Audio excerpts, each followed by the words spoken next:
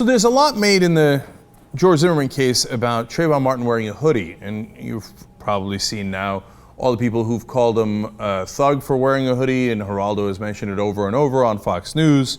Well, if you wear a hoodie, you know, you have to understand what's going to come next. That's interesting because when I was growing up, we used to call hoodies sweatshirts. Now, it might depend on when you grew up and where in the country you grew up, but I never referred to it as a hoodie until much, much later in life. I used to always call it a sweatshirt. It happens to have a hood, but it's a sweatshirt nonetheless. But it might depend on your perspective. Now, for Richard Cohn, who's an op-ed writer in the Washington Post, he thinks it is the uniform of thugs. Fascinating. So let me share his op-ed with you. He said, I don't like what George Zimmerman did, and I hate that Trayvon Martin is dead. So that's good that he starts that way.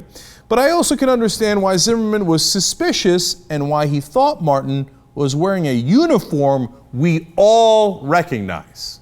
We're going to come back to that point in a second. But he also said in the op-ed, I'm tired of politicians and others who have donned hoodies in solidarity with Martin and who essentially suggest that for recognizing the reality of urban crime in the United States, I am a racist. And he went on to say that it's perfectly reasonable to suspect black people of being criminals.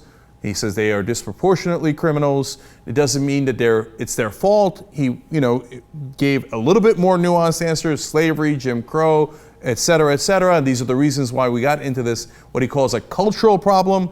But the reality is he thinks it's perfectly reasonable to suspect a black person, especially one wearing the uniform of the hoodie, which is apparently the uniform of criminals. Fascinating. So I wanted to play a little game with you guys, hoodie or sweatshirt. And look, I need you to try to be as honest as you can and answer to yourself as quickly as you can. When you see this person, are they wearing a hoodie or a sweatshirt? Let's go to Ashley Tisdale. Now look, she's got it pulled over her head. A lot of people would say hoodie, okay? But if we weren't talking in this context and you see her with a cute little dog, you might say, oh, she's wearing a sweatshirt. Okay, so it's an open question. Let's go to the next person. That's P. Diddy. I don't believe anyone in the world will call that a sweatshirt, okay, at this point, given our assumptions. Let's go to Avril Lavigne.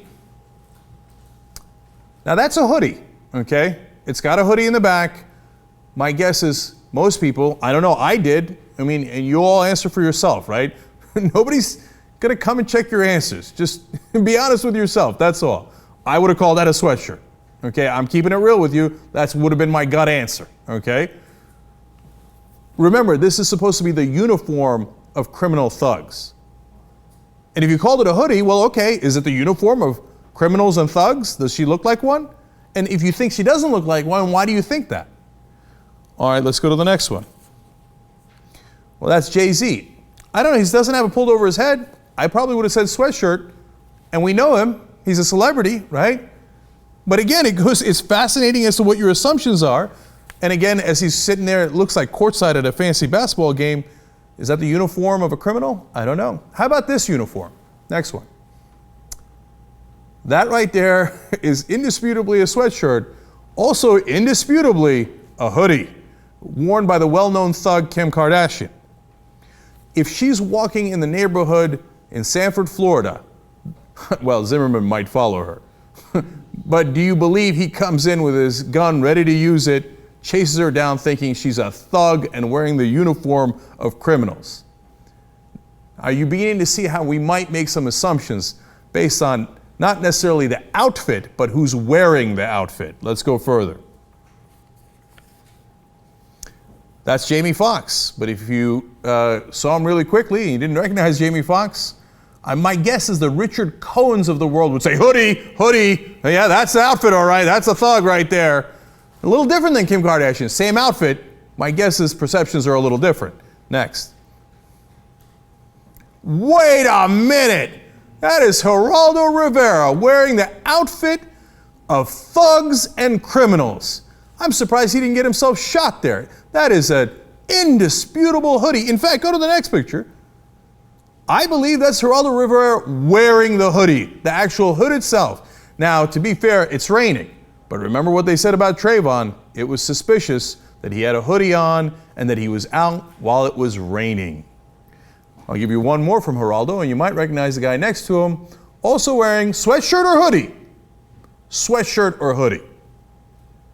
would the people in that jury looked at those two and said, oh, of course. Well, look, what could Zimmerman think? That guy's a thug. It's obvious that he's a thug. Look at the uniform he's wearing.